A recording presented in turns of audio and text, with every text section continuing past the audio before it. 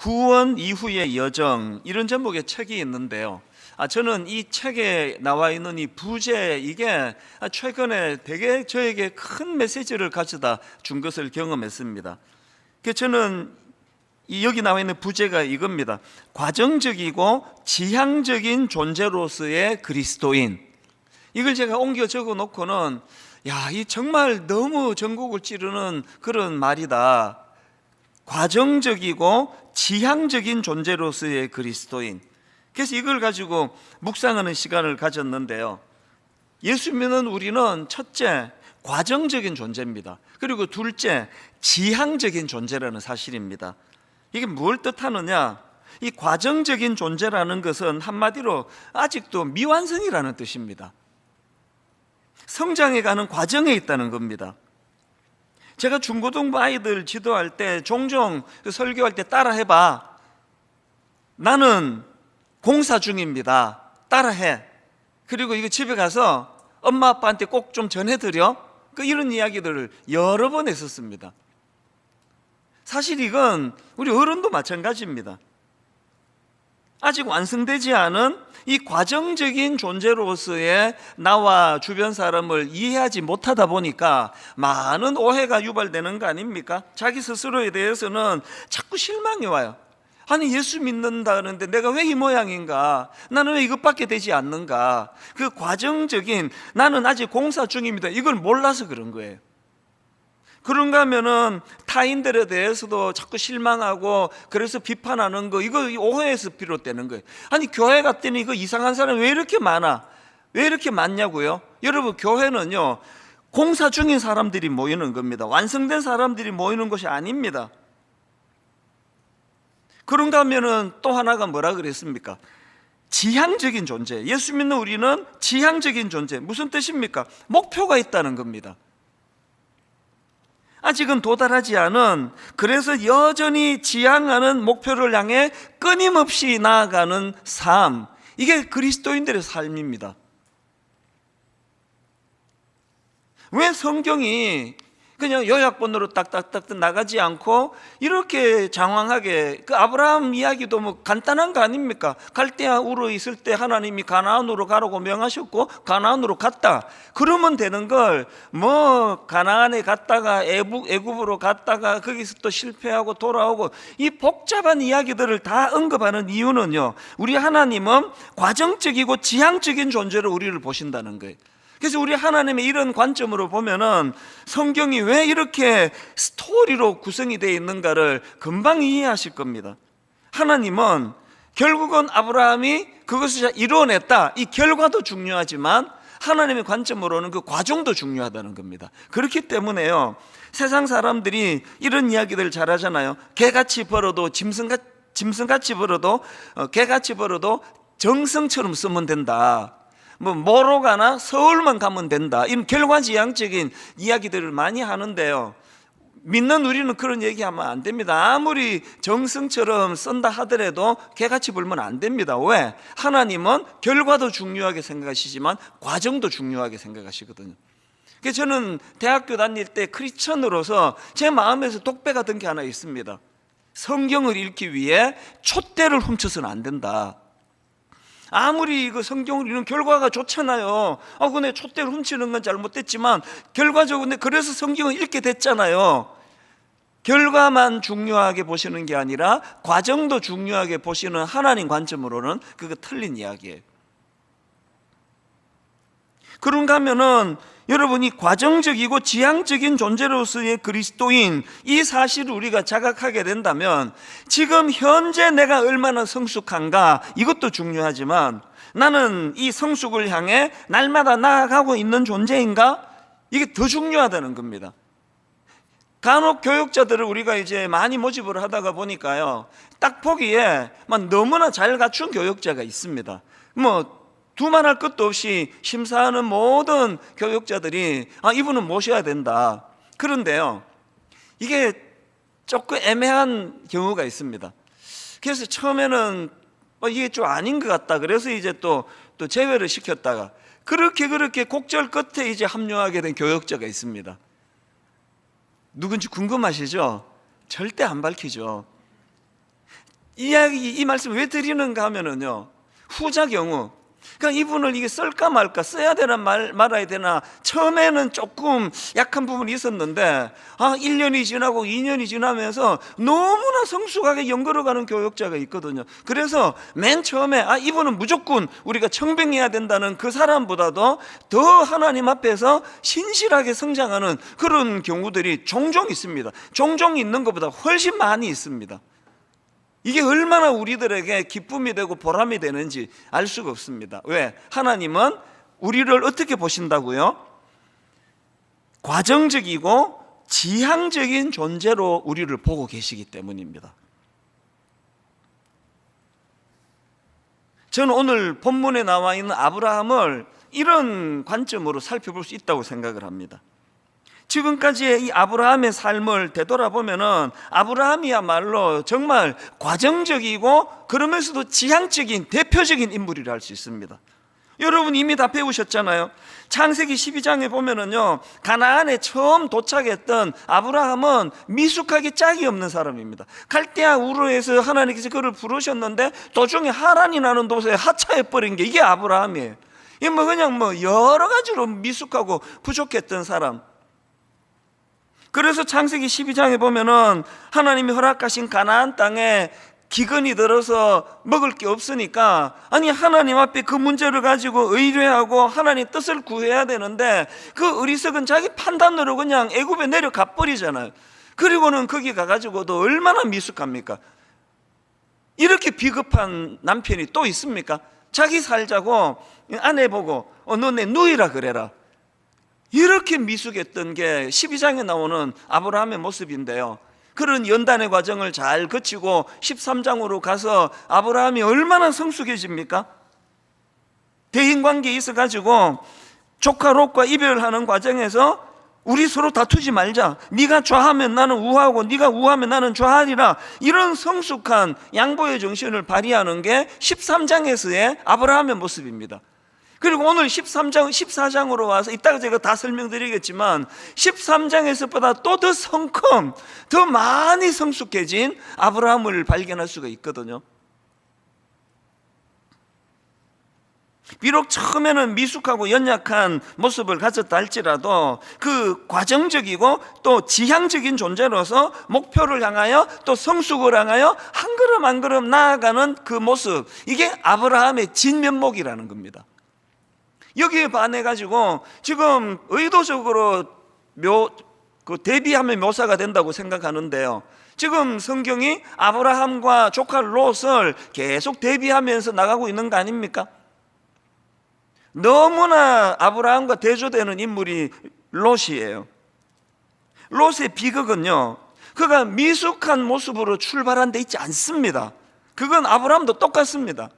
롯의 비극은요, 미숙하게 출발한 데 있지 않고 많은 연단이 그에게 있었지만 조금도 변화가 없다는 겁니다. 성장이 없다는 겁니다. 지난주 우리 살펴보지 않았습니까? 그저 자기 눈에 화려해 보이는 외적인 이런 탐심, 탐욕, 이런 눈으로 그렇게 그 땅을 선택했다가 그만 전쟁에 휘말려 포로로 끌려가는 비극을 경험한 사람이 롯 아닙니까? 제가 지난주 말씀드렸잖아요. 롯의 그 포로로 잡혀가는 그 사건은 롯의 탐욕에 대한 하나님의 경고라고요.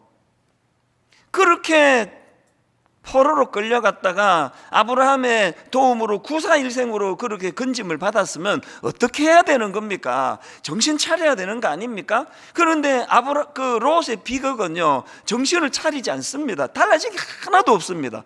그러다가 끝까지 그렇게 미숙함으로 가다가 나중에 어떻게 됩니까? 결국은 소돔 고모라 성이 망할 때 함께 망한 인물이, 가족과 함께 망한 인물이 그게 바로 롯 아닙니까? 우리 자신을 돌아봐야 돼요. 여러분, 점이, 내 삶의 하나하나 내가 행하는 어떤 일들에 대한 점이 이루어서 선을 이루고 그 선을 돌아보면 내 인생이 된다고 지난번 말씀을 드렸는데요, 여러분의 인생의 선은 아브라함이 걸어가고 있는 그 길을 닮았습니까? 롯이 가고 있는 그 길을 닮았습니까? 망하기 전에는 절대로 바뀌지 않는 사람, 세상에 가장 불행한 사람 아닙니까? 그래서 우리는요, 베드로후서 3장 18절, 오직 우리 주 곧 구주 예수 그리스도의 은혜와 그를 아는 지식에서 자라가라. 여기 나와 있니 자라가라, 이거를 원문에 가깝게 직역을 하면은요, 지속적으로 자라가라는 명령의 말씀이에요. 하나님은 우리에게 누구도 흉내낼 수 없는 거목이 되는 거 원하지 않으세요. 비록 아브라함처럼 참 미숙하고 부족한 게 많은 인생을 할지라도 지속적으로 자라가는 겁니다. 지속적으로. 이런 점에서 저는 오늘 본문을 포함한 창세기 14장을 읽으면서 점점 더 성숙해져가는, 지속적으로 자라가는 아브라함의 모습을 보면서 어떤 부분에서 성장과 성숙이 이루어졌는가, 이거를 살펴보면서 우리들 삶에 이것을 좀 적용했으면 좋겠습니다. 자, 오늘 본문에서 발견되는 아브라함의 성숙한 모습이 몇 가지가 있는데요, 첫 번째로 약자를 대하는 태도, 여기에서 참 성숙한 걸 봅니다. 약자를 대하는 태도. 자, 지금 포로로 잡혀간 그 조카를 어떤 눈으로 대하는지 한번 보십시오. 롯에 대하여 창세기 14장 14절부터 보십시오. 아브라함이 그의 조카가 사로잡혔음을 듣고, 듣자마자 그 다음 보세요. 집에서 길리고 훈련된 자 318명을 거느리고 단까지 쫓아가서 그와 그의 가신들이 나뉘어 밤에 그들을 쳐부수고 다메섹 왼편 호바까지 쫓아가 모든 빼앗겼던 재물과 자기의 조카 롯과 그의 재물과 또 부녀와 친척을 다 찾아왔더라. 사실 이게 결과가 좋아서 다행이긴 한데요, 이건요 너무나 어리석은 짓이에요. 무모한 짓입니다. 말도 안 되는 짓이에요. 아니, 아브라함이 어떻게 이런 무모한 짓을 저지를 수 있습니까? 아무리 부족 국가를 하지만 자기가 가진 사병으로는 4개국 연합군을 이길 수 없습니다. 이거 완전 계란으로 바위치기, 이게 여기에 해당되는 겁니다. 아니, 아브라함은 어떻게 이런 무모한 짓을 저질렀나? 제가 이거를 묵상하다가 답이 딱 하나예요. 지금 아브라함 생각에는요, 이 롯을 구해야 된다는 이 생각밖에 없는 겁니다. 여기에만 모든 생각이 지금 집중해 있는 겁니다. 그게 무모한 행동이 나오는 거 아닙니까? 그런데 저는 이 무모한 아브라함의 모습을 보면서 마가복음 3장에 나오는 예수님 생각이 나는 겁니다. 예수님의 무모함, 여러분 아시죠? 지금 예수님께서 안식일에 손 마른 장애인을 고쳐주세요. 그런데 여러분, 그 상황이 그러면 안 되는 위기의 상황입니다. 자, 마가복음 3장 1절 2절을 보십시오. 예수께서 다시 회당에 들어가시니 한쪽 손 마른 사람이 거기 있는지라. 그 다음 보세요. 사람들이 예수를 고발하려 하여 안식일에 그 사람을 고치시는가 주시하고 있거늘, 지금 적의 의도를 간파하고 계시는 거 아닙니까? 지금 이 일을 빌미로 자기를 지금 위기로 몰고 갈 것이라는 걸 정확하게 알고 계세요. 그런데 예수님은 그 위기의 상황에서 손 마른 장애인을 고쳐주신다는 겁니다. 그리고는 그것 때문에 위기를 자초하세요. 마가복음 3장 6절, 바리새인들이 나가서 곧 헤롯 왕과 함께 어떻게 하여 예수를 죽일까 의논하니라. 아니, 왜 예수님은 이런 위기를 자초하시느냐고요? 아니, 왜 예수님은 이런 무모한 일을 하실 수밖에 없으시냐고요? 왜 그러시느냐고요? 그 답이 4절에 주님의 대답 속에 있습니다. 이렇게 말씀하십니다. 그들에게 이르시되 안식일에 선을 행하는 것과 악을 행하는 것, 생명을 구하는 것과 죽이는 것, 어느 것이 옳으냐? 여러분, 이 말씀이 예수님의 근본 정신이에요. 예수님의 이 근본 정신, 이 무모한 근본 정신이 있었기 때문에 십자가라는 의의 없는 도구를 통하여 도저히 하나님 아들로서의 격이 맞지 않는 그 이상한 방식을 통하여 우리가 구원받은 거 아닙니까? 하나님이 우리처럼 막 요렇게 그냥 이성이 발달이 돼가지고 롯 그거 아브라함 입장에서 나 배신하고 도망간 놈인데, 아니 내가 그래도 어른인데, 아니 내가 좌하면 네 우하고 내가 우하면 좌하라 그러면 그 어린 놈이 말이야, 아이 삼촌 내가 그래야죠. 나한테 고마움이라고 하나도 없는 그 놈이 말 안 듣고 그 짓 하다가 그 포로로 잡혀갔네. 내가 왜 그런 놈을 위해서 내 인생을 바쳐야 돼? 여러분, 여러분의 성숙함을 점검하시려면요, 이 예수님의 근본 정신을 점검해 봐야 됩니다. 자, 다시 창세기 12장 2절에 하나님의 말씀을 보십시오. 아브라함에게 주시는 말씀, 내가 너로 큰 민족을 이루고 너에게 복을 주어 내 이름을 창대하게 하리니 너는 복이 될지라. 그리고 3절, 너를 축복하는 자에게는 내가 복을 내리고 너를 저주하는 자에게는 내가 저주하리니 땅의 모든 족속이 너로 말미암아 복을 얻을 것이라. 지금 하나님의 명령, 너는 복이 될지라, 이게 전부 다 사람과 관계되는 일이네요. 족속을 살리는 일이네요. 도대체 오늘 우리가 말하는 성경적인 복이 뭡니까? 땅 사고 평수 넓히고 월급 오르는 게 아니라 위기를 만난 주변 사람들에 대하여 복이라고는 눈 씻고 찾아봐도 찾을 수 없는 연약한 사람들을 향하여 복을 흘려 보내주는, 그게 성경이 말하는 복이라고 한다면 어떻게 교회가 위기를 만난 사람들에 대하여 이렇게까지 무관심할 수 있느냐고요. 왜 우리가 특세 때 그렇게 은혜를 가득 받고 나서 오늘도 우리 주변에 코로나19 때문에 자영업으로 막 그냥 막 죽기 직전까지 간 그분들에게 가서 뭐라도 하나 팔아주는 운동을 벌이자, 이거 왜 하느냐고요. 갑자기 특세하고 코로나19의 자영업자고 무슨 상관이 있냐고요. 상관이 있습니다. 우리가 복이 된다면, 우리 존재가 복이 된다면 그 복이 롯같이 위기에 처한 꼴보기 싫고 얄밉고 그냥 뭐 저렇게 당해봐라, 본능이 그런 마음이 있다 할지라도 나는 하나님의 복이 된 사람이기 때문에 계산하지 않고 무모할 정도로 달려들어 그를 건져내는 사람, 이게 복의 사람이라기, 복의 사람.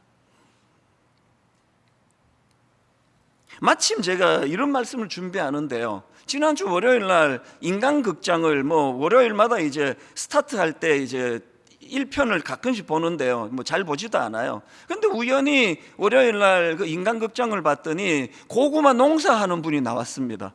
그런데 여러분, 제가 지금 이 말씀을 묵상하고 있는데요, 대사 하나가 너무 독특했습니다.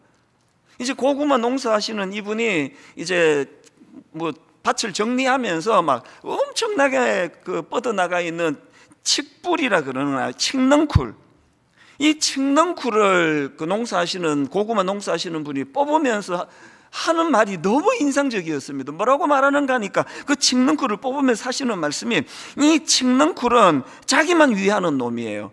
자기만 사는 놈이에요. 그러면서 뽑아버리는 거예요. 야, 이게 굉장히 묘하더라고요. 농부 되시는 하나님도 이런 마음이신가? 암이 갖고 있는 치명적인 악함이 자기만 위하는 놈이라 그러잖아요. 몸 기능이 어떻게 되든지 관계없이 자기만 위하는 놈. 그래서 결국은 그 숙주인 몸을 죽여서 자기도 죽는 게, 그게 또 암의 어리석음 아닙니까? 죄성은 자기만 사는 놈이에요. 칡넝쿨같이. 그런데 하나님의 복이 된 사람은 자기만 사는 존재가 아니라는 거예요. 아브라함의 무모함이 그래서 귀한 거 아닙니까? 우리 교회의 이 리듬을 아셔야 돼요. 이제 한 해를 결산하는, 이제 더운 여름이 지나고 나면 특별 새벽 부흥회를 합니다. 그리고 모든 걸 여기다 걸어요. 그래서 저는요, 1년 특별 새벽 부흥회 농사가 잘 되면 영적으로 원래 농사 잘 됐다, 그렇게 생각해요. 이게 너무 중요하기 때문에 외부 강사님을 안 모시는 거거든요, 막 무리가 돼도. 그런데 여러분, 우리 교회가 19년 동안 계속 해왔던 게 뭐예요? 특별 새벽 부흥회 때 모든 걸 걸고 전 교회적으로 영적인 대부흥이 일어나고 바로 그 다음에 하는 게 새생명 축제입니다. 영혼에 관심을 갖자는 거죠. 막 새벽 부흥에 은혜 받고 막 성령 충만하고 이거 지금 로또 사야 되겠다, 막 대박이겠다, 요럴 때 땅 사면 좋은데 내가 영안일 열고 좋은데 구하게, 이거 아니에요. 은혜 받고 나면 영혼에게 마음이 가는 겁니다. 그래서 원래 코로나19 때문에 새서면 축제를 할 수 없지만 위축되시면 안 됩니다. 코로나19가 그까진 놈이 이 행사는 방해할 수 있을지 몰라도 은혜 받고 영원에 대한 뜨거운 우리의 마음은 빼앗을 수 없을 거라고 믿습니다. 지금 우리 교역자들이 홈페이지에 이것들을 위하여 얼마나 노력을 하고 있는지 홈페이지 들어가셔서 오늘 연말까지 하나님 한 영혼에 대한 마음을 허락해 주시기 원합니다.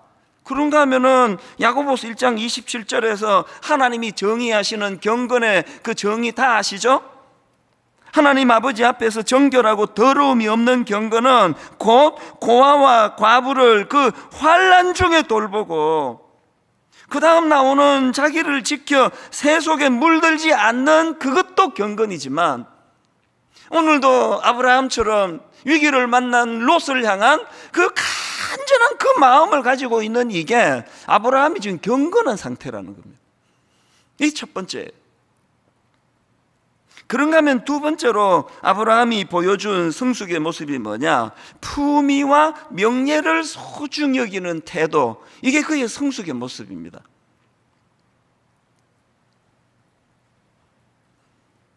이제 아브라함이 이제 그렇게 롯을 구해가지고 이제 승리를 거두어서 조카 롯을 구해가지고 오니까요, 그 승리한 아브라함을 맞이하는 왕이 둘 있는데요, 한 명은 이따가 설명해 드릴 거고 그 중에 한 명인 소돔 왕이 이 별로 그 뭐 질이 좋은 왕은 아니에요.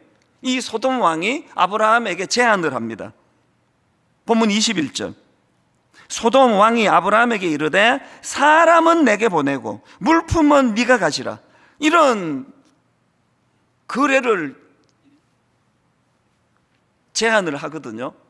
그랬더니요, 아브라함이요, 또 냉정한 면이 있네요. 이런 지하에 거절해요. 그 제안을. 사람은 내게 보내고 물품은 네가 가져라. 그렇게 제안했더니 아브라함이 그걸 이런 지하에 거절하면서 그 이유가 23절에 있습니다. 너의 말이 내가 아브라함으로 치부하게 하였다 할까 하여 너에게 속한 것은 실 한 오락이나 들매끈 한 가닥도 내가 가지지 않을 것이다. 왜 그걸 거절했느냐? 지금 아브라함 생각이 뭐예요?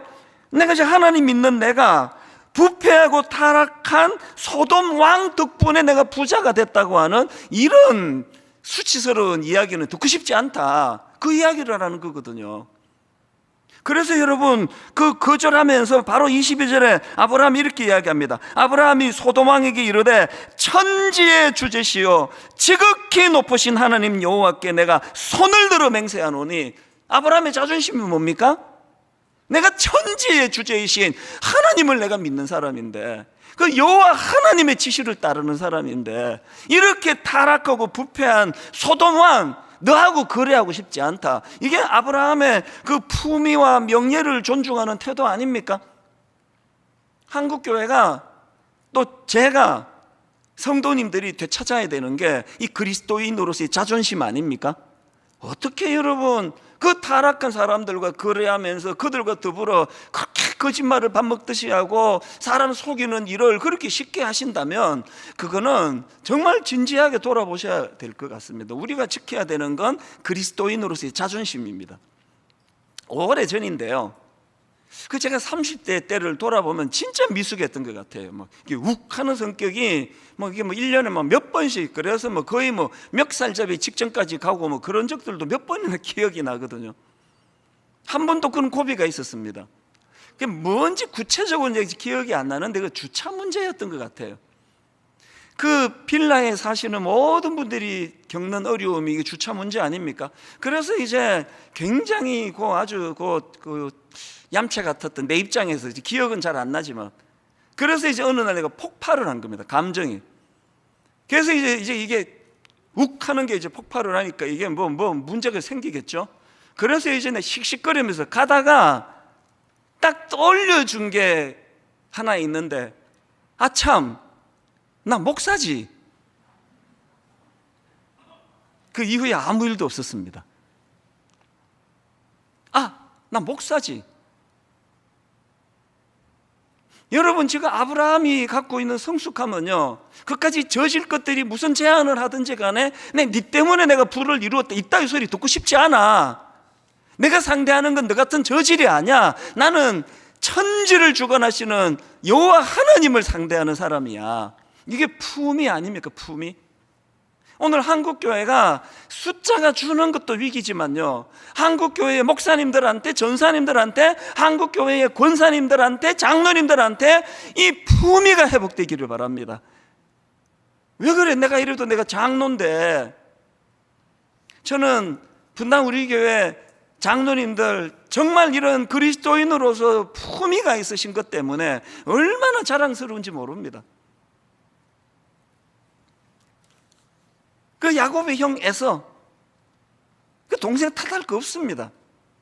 얼마나 하나님의 놀라운 그 장자권, 그 영광스러운 것을 세상에 사냥하고 배 좀 고프다고 팥죽 한 그릇에 팔아버린 게 이게 에서 아닙니까? 에서가 망한 건요, 존재로서의 품위를 잃은 거 아닙니까? 자기 존재감이 없던 사람, 그래서 참 어려움을 겪는 사람이 에서 아닙니까? 에서를 생각하면서 여러분 소탐 대실 안 됩니다. 우리 교역자들에게 제가 계속 부탁하고, 제가 제 자신에게 부탁하는 게 그거예요. 소탐 대실 안 된다. 그 돈 몇 푼에 목사로서 자존심 잃으면 큰일 난다. 뭐 이까지 인간의 명예가 뭐겠냐고요. 뭐 교회 숫자가 좀 많은 게 이게 하나님 앞에서 그 팥죽 한 그릇도 안 되는 거 아닙니까? 이런 거에 명분을 팔아버리는 짓은 안 되는 거예요. 그래서 아브라함이 참 성숙하다 생각하는 게 물질보다 귀한 걸 존재로서의 그 존재감, 명예. 한국교회가 정말 이런 성숙한 아브라함의 모습을 우리가 회복한다면, 교회가 뭐 얼마나 크냐 작으냐 이것 갖고 세상 사람들이 감동하지 않습니다. 세상 사람들이 감동하는 건 예수 믿는 사람 역시 좀 다르네, 품위가 있네, 그렇게 천박하게 그냥 몇 푼 가지고 영혼을 팔고 이런 짓을 안 하네, 이것을 놓고 기도하는 저와 여러분 되기를 바랍니다. 마지막 세 번째로 아브라함이 보여주는 성숙의 모습이 뭐냐? 아브라함은요, 은혜 체험 이후에 성숙한 태도를 보여준 것, 이게 정말 중요한 항목입니다. 앞에서도 강조했지만 여러분, 아브라함이 그 4개 연합군과 전쟁에 개입한 것 자체가 무모한 짓이에요. 이건 이길 확률이 0%, 1%도 아닙니다.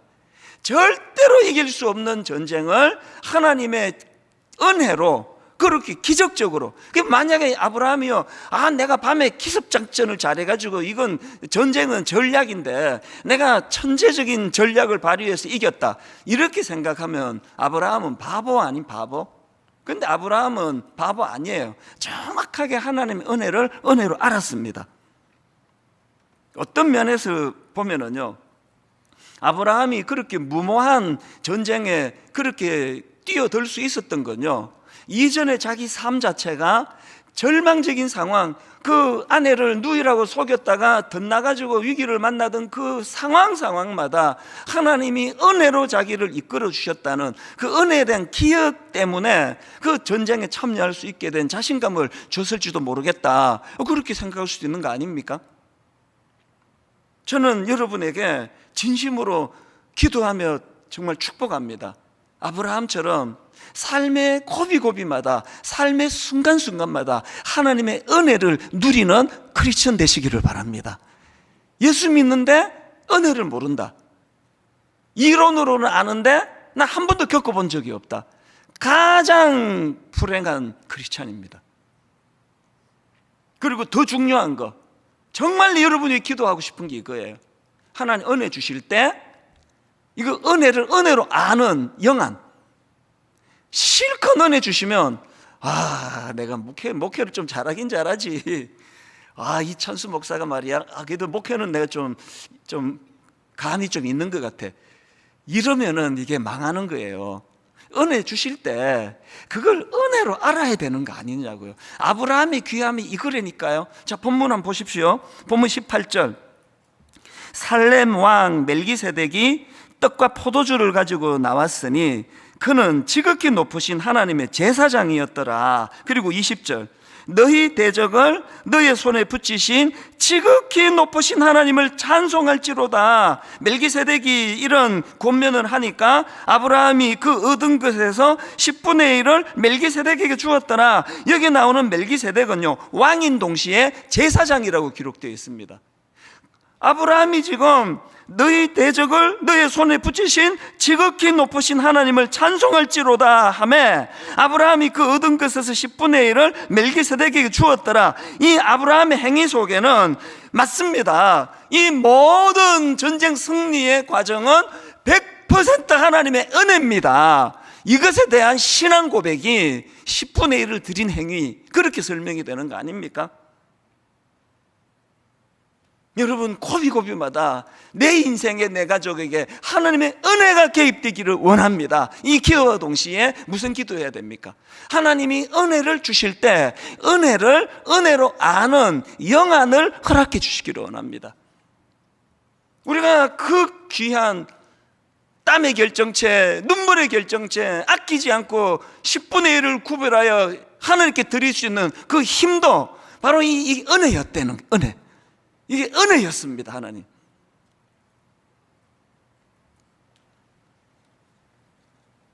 그런데 여러분, 여기에 우리가 이 은혜를 자극하는 게 왜 중요한가 하면요, 은혜에 대한 자각은요, 우리에게 기쁨과 감격도 주지만 또 뭘 주느냐?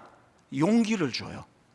삶을 뚫고 나갈 수 있는 용기를 줘요. 저는 이 설교를 준비하다가요, 한량없는 은혜, 갚을 길 없는 은혜, 내 삶을 애워싸는 하나님의 은혜, 이 한마디가 계속 되뇌어지는 겁니다. 같이 한번 불러보실래요? 한량없는 은혜, 갚을 길 없는 은혜, 내 삶을 애워싸는 하나님의 은혜. 여러분, 우리가요, 은혜를 은혜로 할 때 이런 감격이 와요. 내 삶을 애워싸는 하나님의 은혜, 이 기쁨이 와요. 그런데 그 다음 가사가 이 설교 준비하는 저에게 너무나 많은 걸 깨닫게 해줬습니다. 한량없는 은혜, 갚을 길 없는 은혜, 내 삶을 애워싸는 하나님의 은혜, 이 은혜를 고백했더니 나 주저함 없이